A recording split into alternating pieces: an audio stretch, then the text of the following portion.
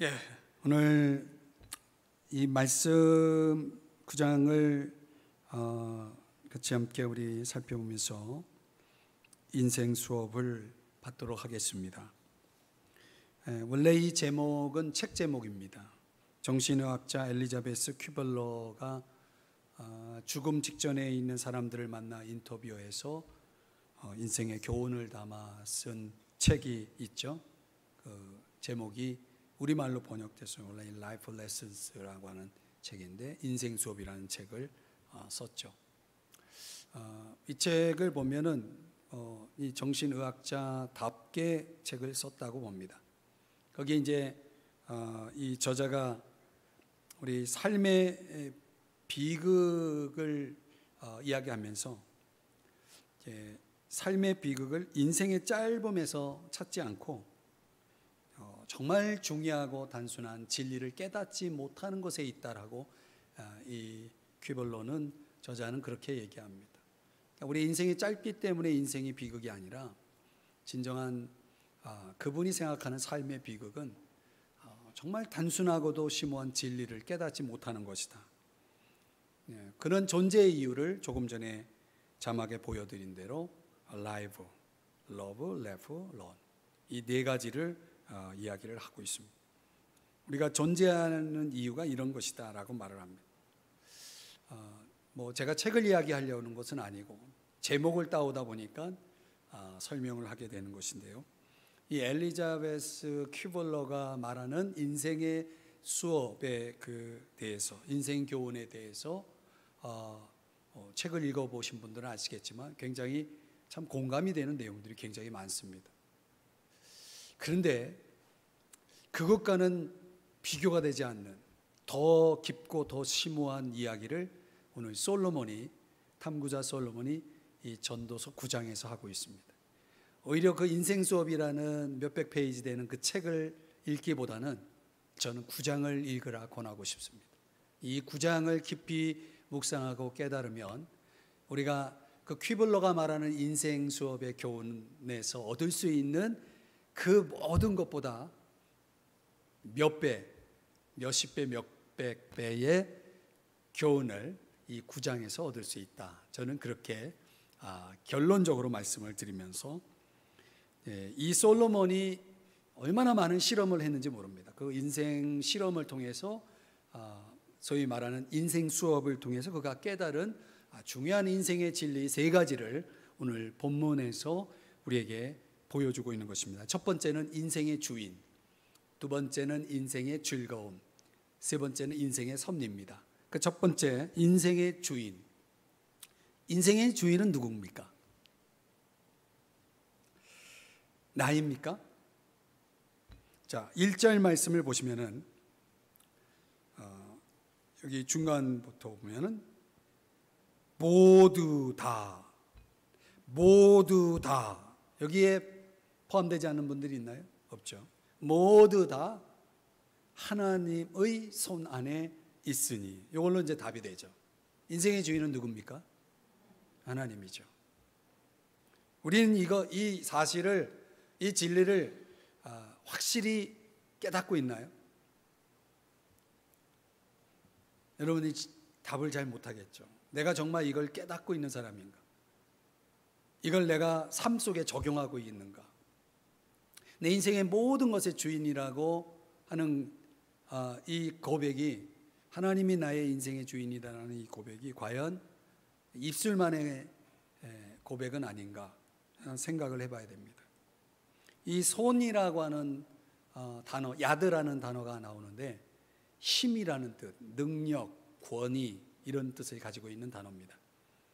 그러니까 하나님의 손 하면은 이런 의미를 담고서 하는 이야기죠. 신명기 33장에 보면은 한번 같이 읽어볼까요? 시작. 여호와께서 백성을 사랑하시나니 모든 성도가 그의 수중에 있으며 주의 발 아래에 앉아서 주의 말씀을 받는도다.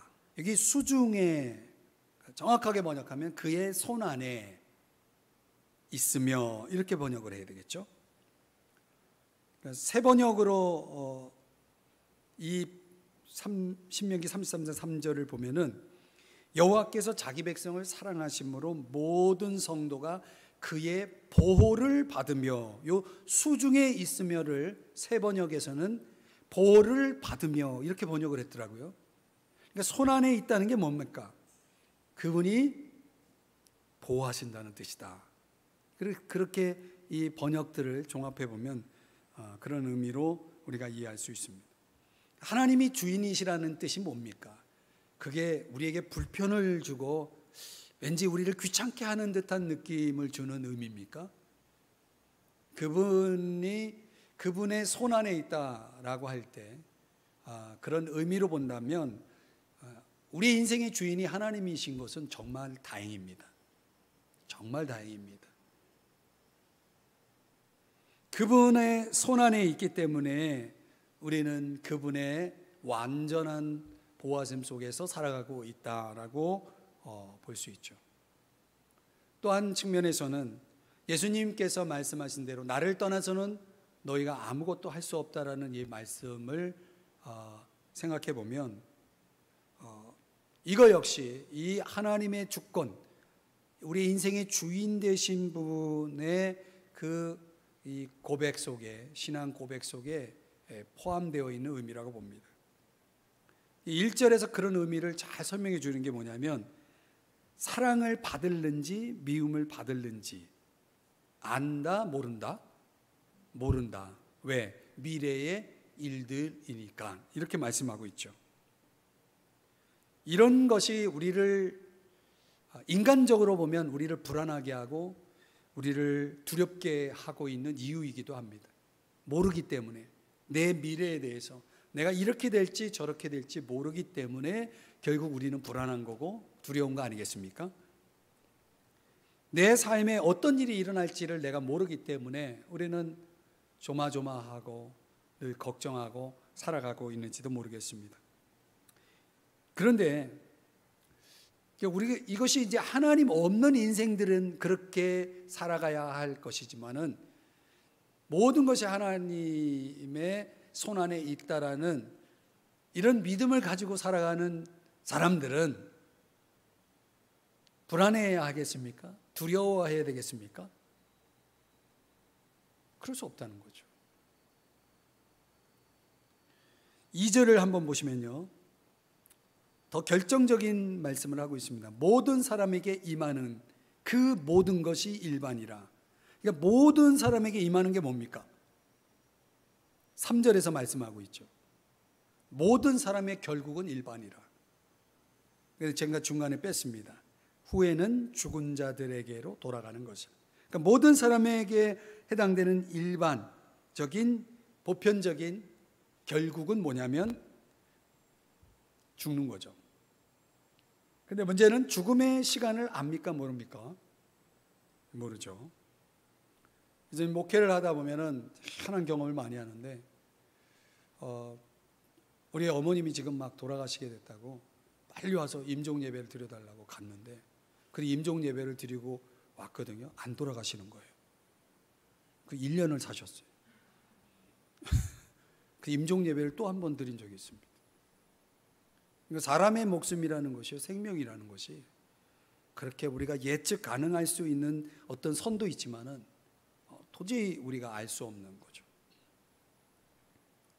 2절 3절에서 말씀하고 있는 것처럼 우리가 그런 우리의 인생의 결국 마지막 그 죽음이라는 것조차도 우리가 모르기 때문에 그래서 우리는 의식하지 않고 살아가고 있는지도 모르겠습니다. 분명한 것은 죽음은 사람에게 정해진 것이다 라는 것은 분명한 거죠. 그래서 메멘토 모리라는 단어가 나오죠. 경구가 나온 거죠. 무슨 뜻이죠? 메멘토 모리, 죽음을 기억하라. 너는 반드시 죽는다는 것을 기억하라, 이런 뜻도 되고 너가 죽을 것을 기억하라, 이런 뜻도 됩니다. 이거 라틴어죠. 어쩌면 우리가 죽음을 포함한 그 우리 인생 속에 있는 모든 그 물음표, 우리가 도저히 모르는 그런 무지와 우리 인간의 한계가 우리를 끊임없이 불안하게 만들고 두렵게 만드는 원인이 되는지 모르겠지만, 그러나 빌리 그레암 목사님이 말씀하신 것처럼 우리가 확실히 아는 건 뭐냐? 확실히 아는 건 있죠. 모르는 건 모르지만 확실히 아는 게 뭐냐? 우리의 미래를 하나님이, 나의 하나님이 붙잡고 있다는 걸 확실히 알 수 있죠. 아멘이십니까? 나의 미래를 하나님이 확실히 붙잡고 있다는 건 알고 있는 것입니다. 요한복음 10장 28절에도 예수님께서 그런 말씀을 했습니다. 예수 믿고 주 안에 들어온 사람들, 주님을 나의 구주, 나의 주님으로 고백하고 그분을 영접하고 이제 주님 안으로, 하나님 안으로 들어온 사람들에게 이런 약속을 하시는 거죠. 한번 다 같이 읽습니다. 시작. 그들을 내 손에서, 아멘, 아멘이시죠? 그들을 내 손에서 빼앗을 자가 없다. 그들을 내 손에서 빼앗을 자가 없다라고 말씀을 하는 것입니다. 그러니까 우리가 날마다 그분의 손 안에 있다는 것이 얼마나 안전한 일입니까? 그분의 손에서 빼앗을 자가 없기 때문에 우리가 그분의 손에 있는 한 우리는 안전한 것입니다. 그래서 시편 기자는 37편 24절에서 이런 말씀을 하는 것입니다. 나같이 읽어봅니다. 시작. 그는 넘어지나 아주 엎드러지지 아니함은 여호와께서 그의 손으로 붙드심이로다. 아멘. 이 말씀을 가만히 들여다보면요, 우리 믿는 사람들도 이 세상 풍파 속에서 넘어질 수 있다 없다? 있다는 거죠. 그는 넘어지나, 넘어지지 않는 사람이 어디 있습니까? 넘어지죠. 그런데 그 다음 단어가, 그 다음 이 부사가 굉장히 중요한 단어죠. 아주라는 단어입니다. 제가 이 아주라는 단어를 다른 번역으로 보니까 새 번역에서는 치명적으로 이렇게 번역했더라고요. 그러니까 우리가 넘어지는 경우가 있죠. 어떻게 살다 보면 넘어지는 경우가 있는데 치명적으로 넘어지지 않는다. 아주 엎드러지지 않는다. 왜? 이유가 뭐라고요? 여호와께서 그의 손으로, 여기도 손이 나오죠. 여러분들이 창세기서부터 요한계시록까지 손이라는 단어만 한번 찾아서 한번 읽어보세요. 아주 흥미로운 읽기가 될 겁니다. 이 손이라는 단어가 어떻게 사용되는지를 한번 여러분이 보시는 것도 흥미로운 묵상이죠. 그러니까 그의 손으로 붙들고 있기 때문이다. 그 손은 무슨 뜻이라고 그랬어요? 아까 야드가 힘, 능력, 권위 이런 거라고 그랬죠. 그분이 붙드는 한 누가 그 손을 풀 수가 있고 그 손에서 빼앗을 자가 있겠느냐는 거죠. 근데 이걸 깊이 깨달은 사람이 누구냐면 구약에 두 인물을 뽑으라면 에스라와 느헤미야예요. 여러분들이 성경을 이제 열심히 읽고 계시는 분들이라면 에스라서와 느헤미야서를 읽으면 이 손이라는 단어가 종종 등장하는데 제가 몇 구절만 소개하면요. 에스라 8장 22절의 말씀에 보면 에스라가 이렇게 말합니다. 우리 하나님의 손은 자기를 찾는 모든 자에게 선을 베푸시는 손이다. 그분을 찾는 사람들에게 하나님의 손이 선을 베푼다 이렇게 말합니다. 그렇기 때문에 하나님을 찾으면 그 하나님의 손이 역사하기 때문에 인간 왕에게 도움을 구하는 걸 부끄러워했다.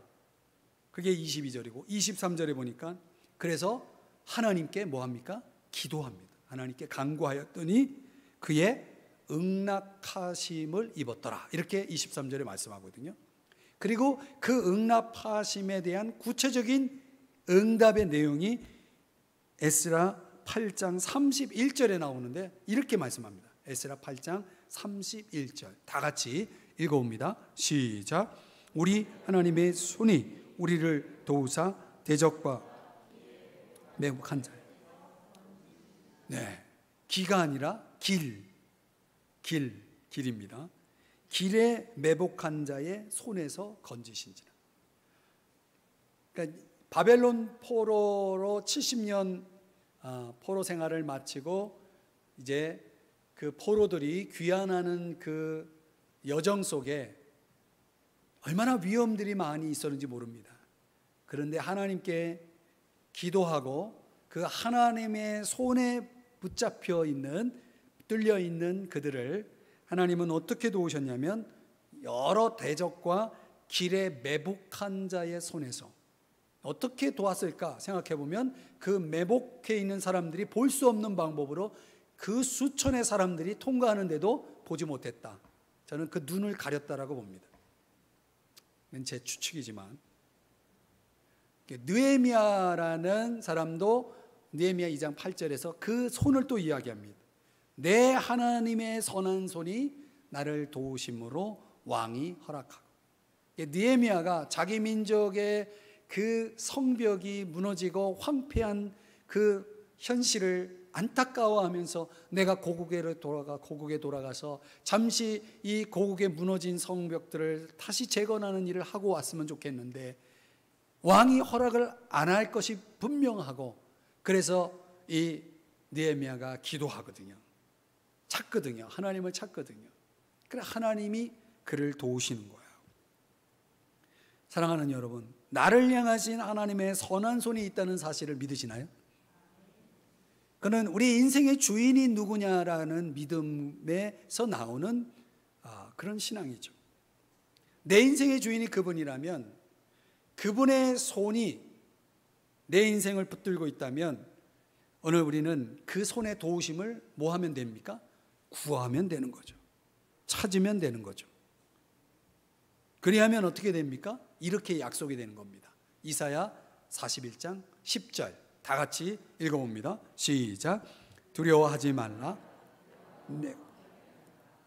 놀라지 말라. 나는 내 하나님이 됨이라. 내가 너를 굳세게 하리라. 참으로 너를 도와주리라. 참으로 나의 의로운 오른손으로 너를 붙들리라. 아멘. 믿으시나요? 나의 의로운 뭐로? 오른손으로. 여기 손이 나오죠. 손. 이 성경에 손이 많습니다. 우리 손이야 이거 뭐 보잘것없잖아요. 근데 그분 손은 다른 손이죠. 그래서 제가 참 청년 때 하나님의 은혜를 많이 받을 때 자주 불렀던 그 복음성가가 있거든요. 제가 불러보지는 않을 겁니다. 주님여 이 손을 꼭 잡고 가소서. 그 찬양 그렇게 좋아했어요. 가끔 그 찬양을 부르면 뭔가 마음이 찐해지고 짠해지면서 감동이 밀려옵니다. 내 손을 좀 잡아달라는 거죠. 도와달라는 거죠. 그러면 그분이 냉정하게 내 손을 밀치지는 않습니다. 꼭 잡아주시죠. 누가 우리 인생의 주인이십니까? 우리의 하나님, 나의 주, 나의 하나님. 내 인생이 그분의 손 안에 보장되어 있다는 사실, 이 진리를 꼭 기억하시기를 바랍니다. 날마다 그분을 찾으십시오. 그 손에 도우심을 구하십시오. 에스라가, 느헤미야가 부끄러움을 당하지 않았던 것처럼 우리의 손을 내밀어 그분의 손을 의지하는 자에게 하나님은 반드시 선을 베푸시고 우리의 인생을 붙들어 주실 것을 믿으시기 바랍니다.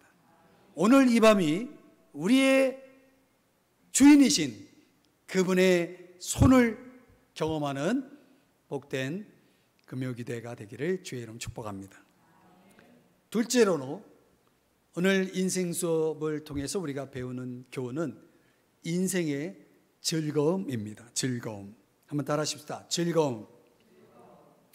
여러분은 여러분의 인생이 즐겁다고 생각하십니까? 하루하루가 고달픕니까?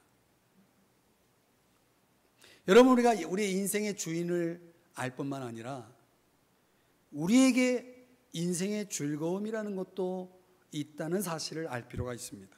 4절을 한번 보시겠습니다. 오늘 이 4절을 보면서 여러분들은 웃음이 안 나오는지 한번 보죠. 모든 산자들 중에 들어있는 자에게는, 여러분도 다 여기에 해당되잖아요. 그죠? 누구나 소망이 있음은, 소망이 있나요? 그 다음이 아주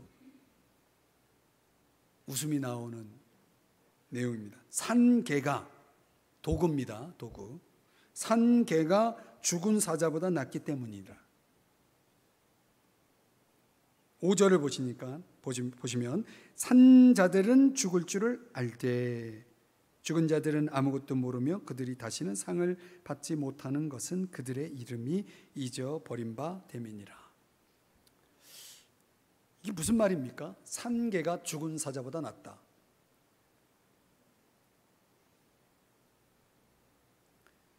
솔로몬이 이미 그 앞에 모든 살아있는 사람들에겐 누구라도 소망이 있다라는 말씀과 연결되어 있는 내용이죠.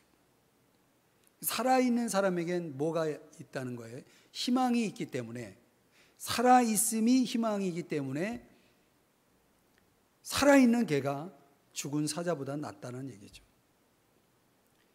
도대체 그 희망이라는 게 뭐냐? 살아있는 것이 희망이라는 거죠. 다시 말하면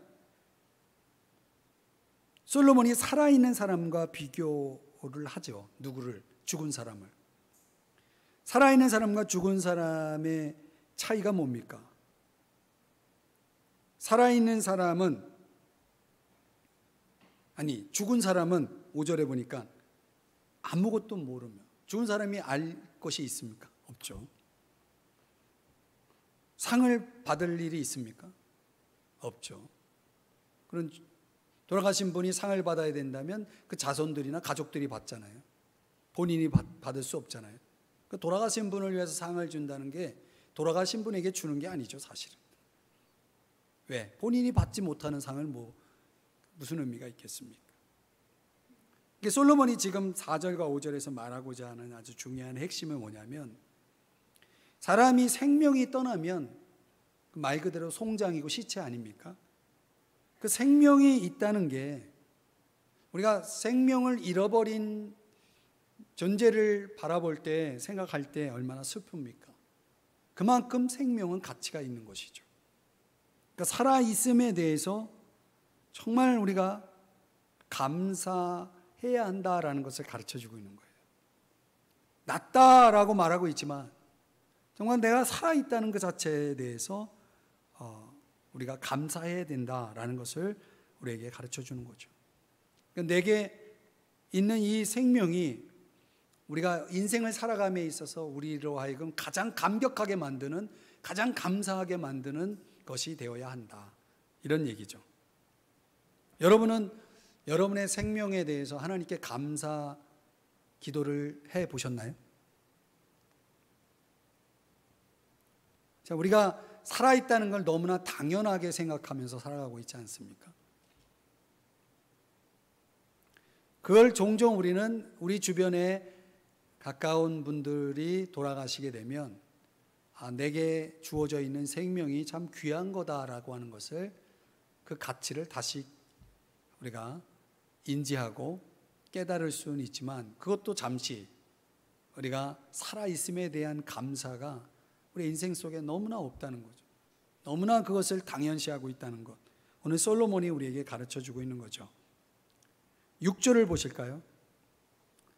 그들의 사랑과 미움과 시기도 없어진 지 오래이니, 여기서 말하는 그들은 죽은 자들을 얘기합니다. 해 아래서 행하는 모든 일 중에서 그들에게 돌아갈 몫은 영원히 없다라고 말하고 있어요. 죽은 자에게 돌아갈 것은 영원히 없다. 죽은 자는 아무것도 모르고 아무것도 얻지 못한다는 얘기죠. 사람들에게서 완전히 잊혀진다는 거죠. 그 죽은 자의 흔적은 전혀 남아있지 않다는 거죠. 그래서 내린 솔로몬의 인생 수업 결론은 남은 인생이 값지다는 거예요.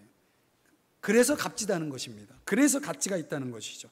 그렇기 때문에 살아있음이, 생명이 그렇게 가치가 있기 때문에 그 인생에 감사할 뿐만 아니라 인생의 즐거움을 누리라는 거예요. 그 즐거움을 위해서 하나님이 주신 4가지가 오늘 본문에 나옵니다. 7절, 인생의 그 가치를 알고 감사하며 즐겁게 살라고 하나님이 우리에게 주신 인생의 즐거움을 위한 선물, 첫 번째가 뭐예요? 7절에 보니까 음식물을 먹고 즐거운 마음으로 내 포도주를 마실지어다. 뭐가 선물입니까? 먹을 것, 마실 것이 있는 즐거움. 오늘도 저녁을 조금 많이 먹어가지고 제가 조금 힘이 드는데요. 여러분 주변에 건강을 잃어버린 분들 보면요, 먹고 마시는 즐거움이 있습니까? 그분들에게.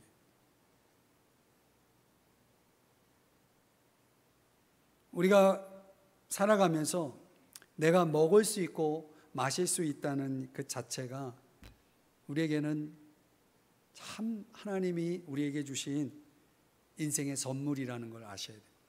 내가 먹을 수 있다는 거, 마실 수 있다는 거.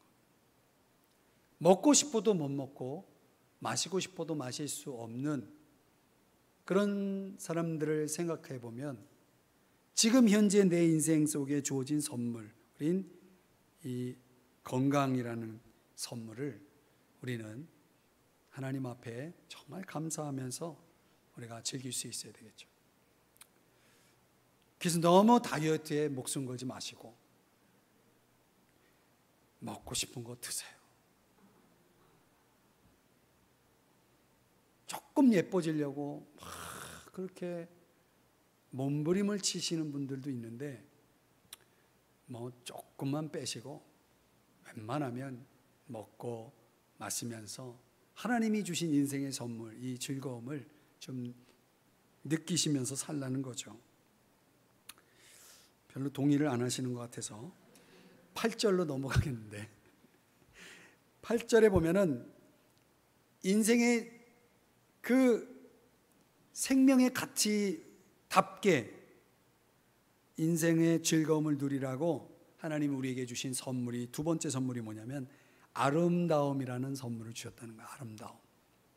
그래서 8절에 보니까 이런 말씀을 합니다. 내 의복을 항상 희게 하며 내 머리에 향기름을 그치지 아니하도록 할지니라. 이걸 더 메시지 번역으로 읽어드리면 더 실감이 납니다. 아침마다 축제 옷을 입어라. 깃발과 스카프를 아끼지 마라. 여성분들을 위해서 주신 말씀 같아요. 나를 가꾸는 그 즐거움을 얘기합니다. 나를 가꾸는 즐거움. 나를 가꾼다는 것은 아름다움을 추구하는 욕구, 인간이 가지고 있는 모든 사람들이 가지고 있는 욕구라고 봅니다. 그러니까 나를 아름답게 가꾸는 것에 대한 즐거움. 여자분들은 매일 이렇게 변신을 하잖아요. 이렇게 쫙 하고 집에서는 안 하고 나갈 때 하고 집에서도 하세요. 집에서도 누구를 위한 화장입니까? 근데 외모 지상주의를 추구하라는 말은 아닙니다.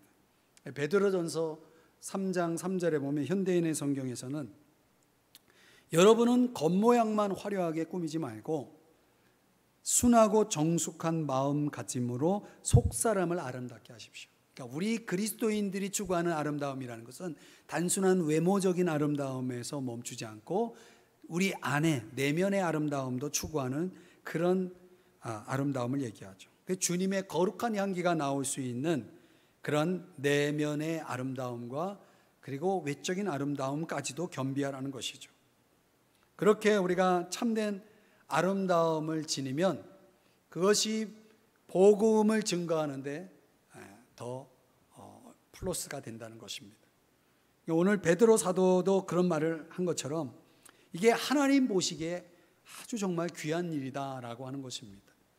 그러니까 우리가 여러분들이 얼마나 오래 살지는 모르지만은 살아있는 동안 내 인생 속에 주어진 기간 내가 알 수 없잖아요. 주어진 만큼 우리는 최대한 60이 되시고 70이 되셔도 가꾸세요. 자꾸 가꾸세요. 저는 그게 참 아름다운 것이라고 봅니다. 좀 연세 드신 분들이 이렇게 젊게 하고 이렇게 외출을 하고 이런 모습도 참 좋은 거라고 봅니다. 저는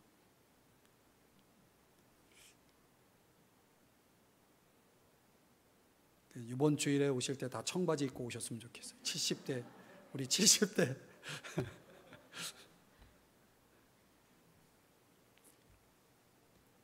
제가 이제 5학년이 되고 나니까요, 이 나이듦에 대한 것들을 이렇게 스트레스를 받고 막 이런 게 아니라, 이거를 좀 이렇게 좋은 것으로 내가 이렇게 승화를 시켜야 되겠다. 이제 그런 생각을 하면서 나름대로 이제 저는 나름대로 아름다움을 추구하려고 애를 씁니다.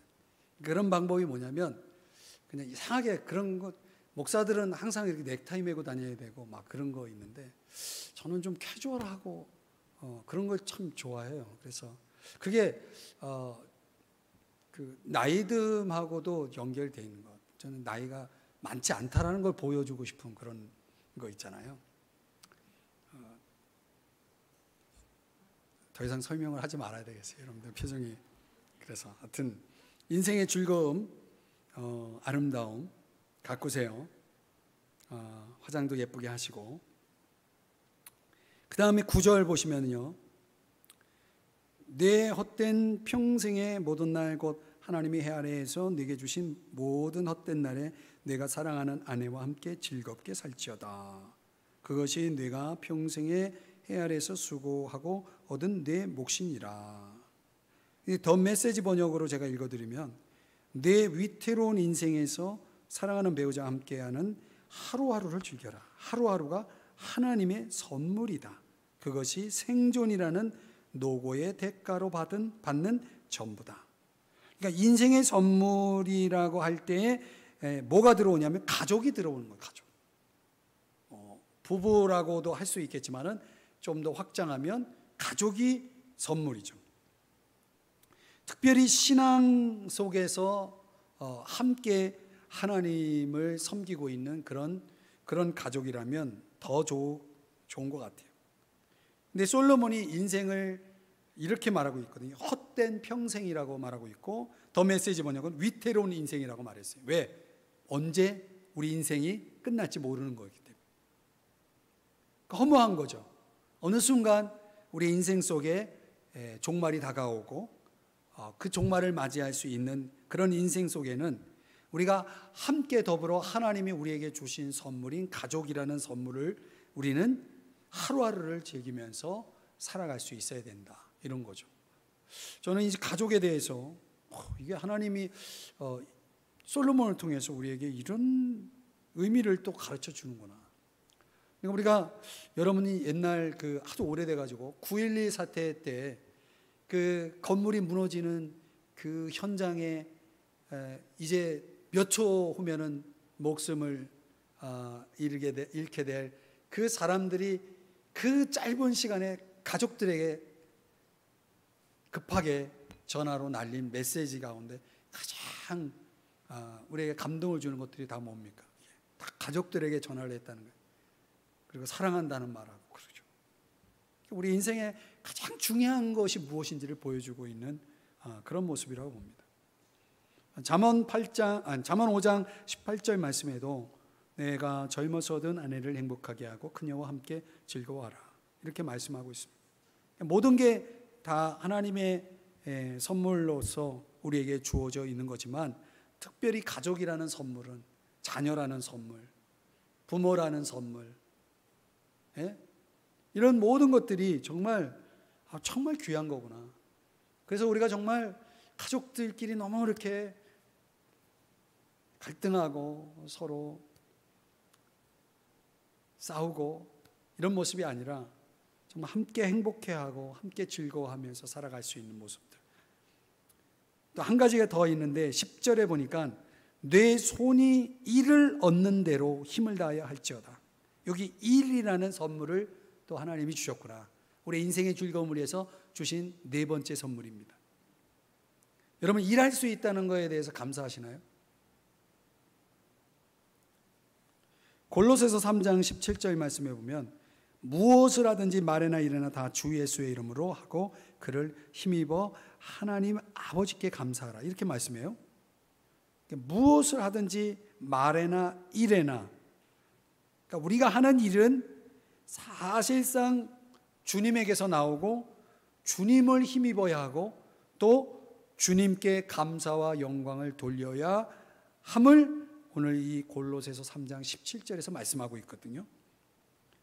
왜 우리는 내가 하는 일이 주님에게서 나왔고 주님을 힘입어야 하고 또 주님에게 감사와 영광을 돌려야 하는가? 그것은 주님이 그 일을 할 수 있는 전제가 뭐냐면 건강해야 되고 능력이 있어야 되거든요. 이 두 가지를 주셨기 때문이다. 신명기 8장 10절 이하에 보면은 여기 그런 말씀이 나오죠. 옥토를 내게 주셨으므로 말미암아. 옥토가 뭡니까? 땅이죠. 땅이, 여기서는 땅은 오늘날로 말하면 일터죠. 하나님이 우리에게 일터를 주셨다라는 것으로 그를 찬송하라고 말하고 있죠. 17절 말씀에 가보면 그러나 네가 마음에 이르기를 내 능력과 내 손의 힘으로 내가 이 재물을 얻었다 말할 것이라. 그런데 18절 다 같이 읽어봅니다. 시작. 내 하나님 여호와를 기억하라. 그가 네게 재물 얻을 능력을 주셨음이라. 아멘. 아멘. 여러분, 우리가 이런 질문을 받을 수 있죠. 무슨 재미로 인생을 사시나요? 그럴 때 우리가 성경적으로 답한다면 오늘 이 네 가지, 우리의 헛된 평생 위태로운 인생길을 살아가는 동안 하나님이 내게 주신 인생의 즐거움 네 가지가 있다. 그게 뭐라고요? 첫째가 건강, 두 번째가 아름다움, 셋째가 가족, 넷째가 일. 적어도 우리는 이 선물을 통해서 인생의 재미를 느끼며 삽니다. 이렇게 말할 수 있어야 되겠죠? 하나님 앞에, 우리 주님 앞에 늘 이 선물을 감사하고 이 선물로 인하여 주님께 영광을 돌려드릴 수 있는 여러분 모두가 되시길 주의 이름 축복합니다. 아멘. 자, 이제 마지막 세 번째 인생 수업 3강은 인생의 섭리입니다. 저는 이 말씀을 이 세 번째인데 이 말씀을 여러분들이 잘 깨달았으면 좋겠습니다. 앞의 말씀도 은혜롭고 좋은 말씀인데 이 말씀 세 번째 11절 말씀 같이 한번 읽어봤으면 좋겠습니다. 좀 길지만 여러분들 한번 읽어봅니다. 시작. 내가 다시 해 아래에서 보니 빠른 경주자들이라고 선착하는 것이 아니며 용사들이라고 전쟁에 승리하는 것이 아니며 지혜자들이라고 음식물을 얻는 것도 아니며 명철자들이라고 재물을 얻는 것도 아니며 지식인들이라고 은총을 입는 것이 아니니 이는 시기와 기회는 그들 모두에게 임한이니라. 아멘. 자, 여러분, 솔로몬이 세상을 관찰하면서 본 게 이겁니다. 이걸 깨달은 거예요. 우리가 생각해 보면 경주에서 달리기에서 누가 1등 합니까? 빠른 사람이 1등 하잖아요. 근데 솔로몬이 보니까 빠르다고 1등 하는 게 아니라는 거예요. 왜 그런 일이 일어나는지 우리는 잘 이해가 되지 않지만 당연히 가장 빠른 선수가 1등 해야 되는데 그렇지 않는 일들이 일어나는 세상을 본 겁니다. 두 번째는 힘이 센 사람이 당연히 이기잖아요. 그런데 힘이 세다고 반드시 싸움에서 이기는 것도 아니다. 지혜롭다고 만족을 얻는 것도 아니고 똑똑하다고 부자가 되는 것도 아니고 학식이 높다고 품위가 있는 것도 아니더라. 왜요? 왜 이럴까요? 우리 인간이 가지고 있는 가장 능력 있고 가장 높고 가장 좋은 것들을 가지고 있는 사람들이 이 세상을 지배하고 있나요? 이상하게 돌아가는 세상이거든요. 그 이유를 12절에서 설명해 주고 있는 겁니다. 12절. 요 말씀. 분명히 사람은 자기의 시기도 알지 못하나니. 이걸 다른 번역으로 읽어드리면 앞에서 얘기한 이런 것들은 때와 장소에 따라서 우연히 이루어진다. 이렇게 번역했어요. 때와 장소에 따라서 우연히 이루어진다. 그러니까 솔로몬이 세상을 관찰하면서 당연하다라고 생각되는 것들이 당연하지 않은 것들을 보는 겁니다.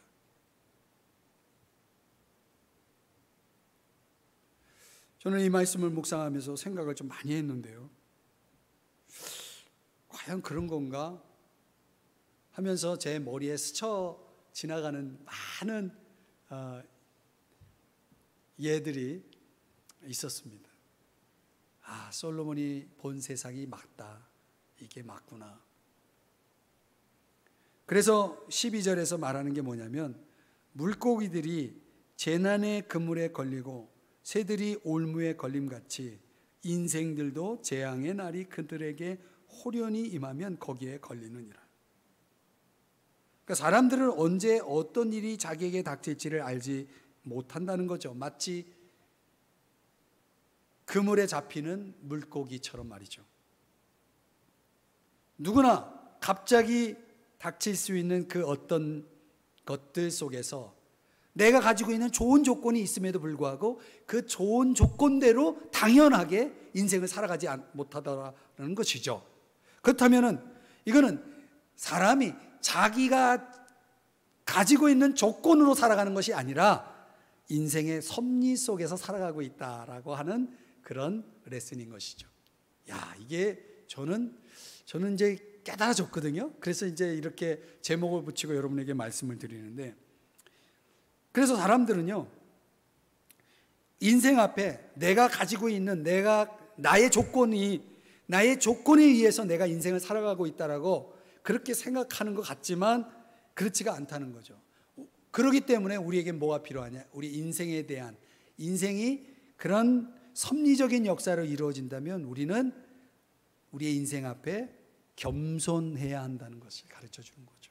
겸손해야 됩니다. 내가 아무리 유능하다고, 내가 아무리 학식이 많다고, 내가 아무리 가진 게 많다고, 내가 아무리 빠르다고 그거 믿고 살지 말라는 거예요. 그거 믿고 살지 말라는 거예요. 그거 믿고 살지 말라는 거예요. 성공과 실패가 사람의 지혜와 명철과 능력에 좌우되는 게 아니라는 것을 말씀하고 있는 겁니다. 그렇기 때문에 우리 자신이 가지고 있는 장점 몇 가지, 그 능력, 그것만 믿고 교만하게 살 것도 아니고, 또 나에게 있는 단점이나 나에게 있는 그 능력의 부족을 생각하면서 비관하며 열등감 속에서 살아갈 이유가 없다는 거예요.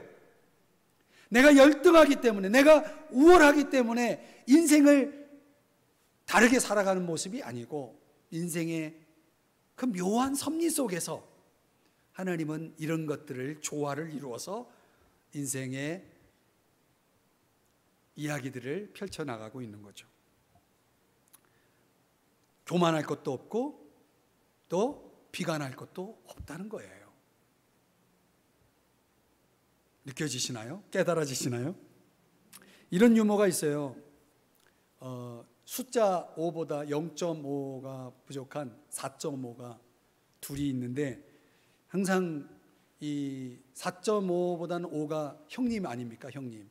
형님으로 깍듯이 아주 잘 모시고 아주 예의 바르게 했다가 어느 날 이제 만났는데 그 예의 바르던 4.5가 갑자기 반말을 하고 막 그러는 거예요. 그래서 5가 너무 참 기가 막히고 화가 나가지고 화를 내니까 그 4.5가 5한테 뭐라 그랬는지 아세요?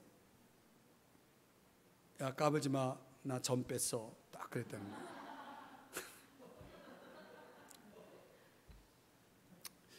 별로 안 웃기시나 보다. 감히 이제 45한테 5가 까불고 있어요. 그죠? 그러니까 우리가 인생 속에서 비교하지 말고 하나님이 내게 주신 모습 그대로 우리가 당당하게 살아갈 것은 하나님이 그 각각의 인생들이 그 인생에 하나님 운행하시는 섭리적 운행 속에서 각각의 인생들이 다 저마다 살아가게 하셨다는 거죠.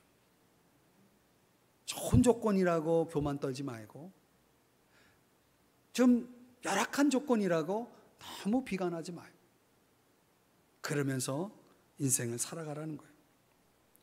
그 테레사 수녀에게 어떤 사람이 물었다고 하죠. 당신보다 잘 사는 사람도 많고 높은 사람도 많고 훌륭한 사람도 많고 혹 그런 사람들을 보면서 질투하는 마음이 없습니까? 이렇게 물었더니 이 테레사 수녀가 하는 말이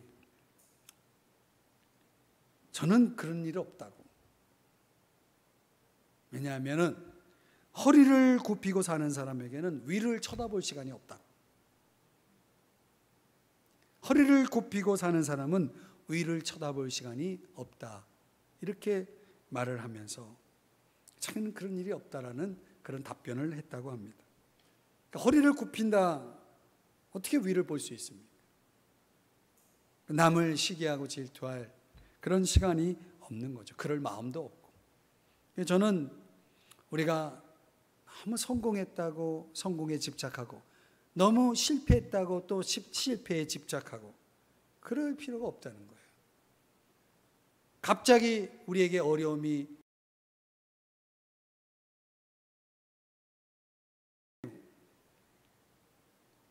우리의 인생의 섭리에 대한 그 각성이 저와 여러분으로 하여금 주어져 있는 것 속에서 우리가 초점을 맞출 것은 하나님이 내게 주시는 지혜를 배우는 것이고 하나님을 만나는 것에 초점을 두라는 것입니다. 13절 이하에서 가난한 지혜자의 이야기를 하고 있습니다. 솔로몬이 한 가지 샘플로 보여주고 있는 세상은 어떤 세상이냐면 어떤 사람이 가난한데 지혜로워요. 근데 그 사람이 성읍을 구해요. 위기에 빠진 성읍을 구했는데 그가 가난하다는 이유로 그 성읍 사람들이 그를 기억하지 못해요.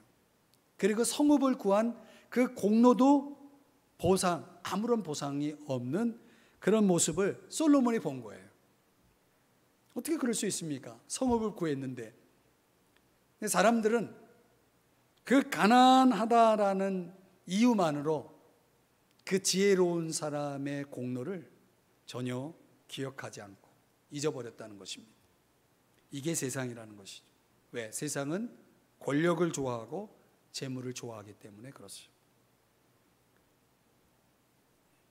그런 세상 속에서 우리가 살고 있지만 그래도 솔로몬이 내리는 마지막 결론은 이겁니다. 16절 다 같이 16절 읽어봅니다. 시작.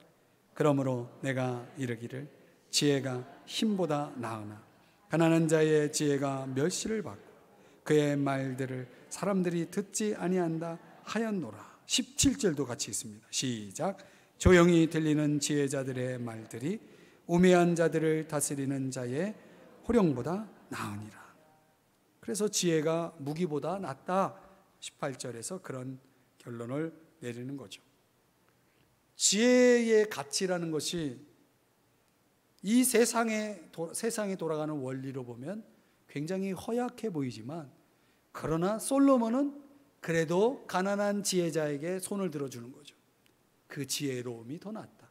우매한 왕보다 그 성읍이 망하는 것도 모르는 그 우매한 왕보다는 가난한 지혜자, 비록 사람들이 기억해 주지 않고 인정해 주지 않았지만 성읍을 구한 그 가난한 지혜자에게 솔로몬은 박수를 쳐주고 그의 손을 들어주는 거죠. 당신이 낫다고 그렇게 손을 들어주는 것입니다. 우리가 살면서 우리가 배울 수 있는, 인생을 통해서 배울 수 있는 교훈들이라는 것이 제한되어 있지 않습니까? 솔로몬이 세 가지를 우리에게 아주 잘 설명해 주었다고 봅니다. 삶을 원시적인 안목으로 보면, 그래서 우리의 미래를 계획하고 조감도를 만들어서 좀 더 미래를 잘 준비해서 살아가는 것도 지혜라고 할 수 있겠지만은, 오늘 본문에서는 아주 근시적인 안목으로 내 주변에 있는, 나에게 아주 가까이 있는 것들을 깊이 들여다보는 아주 세부적인 설계도를 만드는 것처럼 그렇게 인생을 조명해 주고 있다는 게, 저는 이 솔로몬의 전도서 9장이 아주 파워풀하다라고 생각이 들었습니다.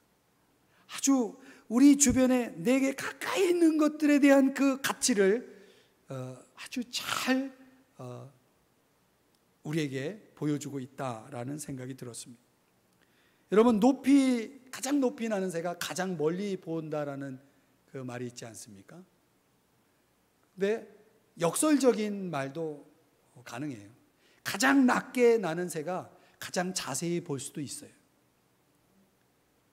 너무 높은 것만 생각하면 멀리는 볼 수 있을지 모르지만 가까이 있는 걸 보지 못하며 살아가는 사람들이 너무 많죠. 솔로몬이 그걸 우리에게 가르쳐주고 있다고 봐요. 사랑하는 여러분, 인생의 주인이 누구냐? 우리가 이걸 잊어서는 안 되는 거죠. 내 인생의 주권을 가지신 그분을 찾고 그분의 손에 도움을 입고 살아가는 인생, 그것이야말로 정말 복된 인생이다라는 것을 아셔야 됩니다. 우리가 그동안 누리면서도 깨닫지 못하고 있었던 인생의 선물, 하나님이 내게 주신, 즐겁게 살라라고 주신 그 인생의 선물 가운데 혹 우리에게 빠져있는 선물이 있을 수 있어요. 그러나 적어도 내가 이 험난한 헛된 평생과 위태로운 인생길을 가는 동안 적어도 그 인생길을 갈 수 있을 만큼의, 그걸 극복할 수 있을 만큼의 즐거움은 우리 모두에게 다 주셨다고 봅니다.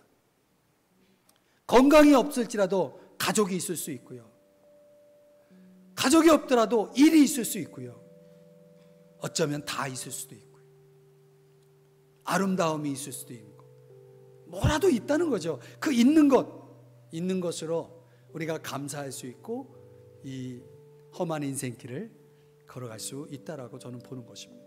솔로몬이 그걸 우리에게 가르쳐 주는 거죠. 인생은 내게 있는 조건으로 살아가는 것이 아니라 그것으로 자만하지 말고 하나님이 운행하시는 섭리를 보면서 인생 앞에 겸손하시고 또 내게 주어진 인생을 수용하고 받아들이면서 하나님께 또 우리가 겸손하게 하나님의 은혜를 입고 살아가는 모습들이 우리에게 필요하다. 우리에게 참 소중한 말씀을 우리에게 주고 있습니다. 여러분, 오늘 금요기도에 나오셨는데 오늘 이 말씀을 듣고 어떤 깨달음이 여러분에게 주어졌는지 모르겠습니다. 저는 이 전도서 9장이 엘리자베스 퀴블러가 쓴 그 두꺼운 인생 수업이라는 책을 한 10권 이상 읽은 것 같은 아주 풍부한 진리를 우리에게 던져 주었다고 봅니다. 여러분들이 요 세 가지만 확실하게 깨닫고 살아가도 여러분의 인생은 아주 값지고 아주 풍요로울 것이라고 저는 믿습니다. 오늘 잘 오셨어요. 이 시간에 우리가 같이 찬송 부르고 함께 기도하면서 여러분 속에 하나님 이 채워져 있는 것들, 그런 것들을 고백하면서 하나님이 주시는 하나님의 손에 그 도우심을 입는 이 복된 이 시간이 될 수 있기를 간절히 축복합니다.